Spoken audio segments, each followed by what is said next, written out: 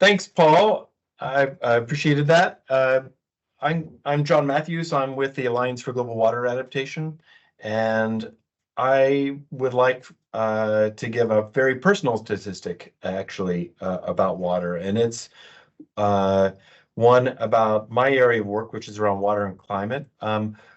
My job title when I started working in this space was freshwater adaptation specialist, and that was in 2007. I was working for WWF at the time, and it took 4 years before I met another person who had water and climate in their job title. Now, 15 years later, I run across 5 to 10 people a week who have water and climate in their job title. That might be in person, it might be in LinkedIn or other kinds of sources.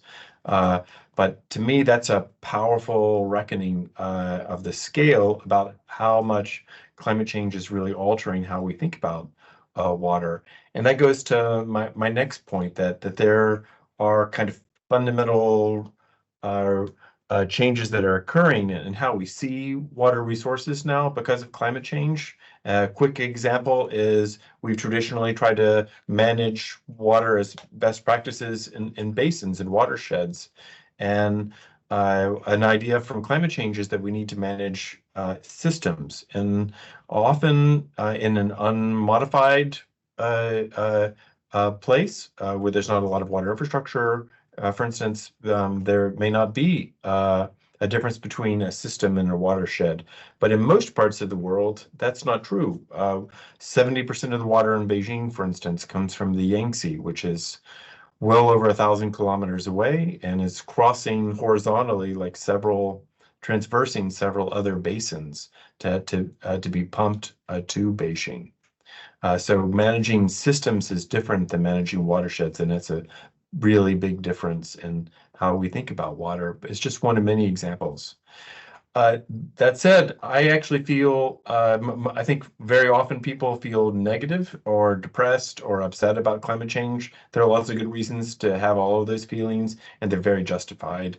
But on the other hand, I think one of the benefits of being a little bit older, being in this space for as long as I have, and also feel like I can see great progress occurring, and things that I thought were impossible or objectives that would occur maybe late in my career or maybe even after I had retired, I see them happening now, and often in their second or third or fourth iteration, getting better and better. And a quick example about that, about how we really try to manage water for adaptation resilience, has become much more sophisticated and much more widespread.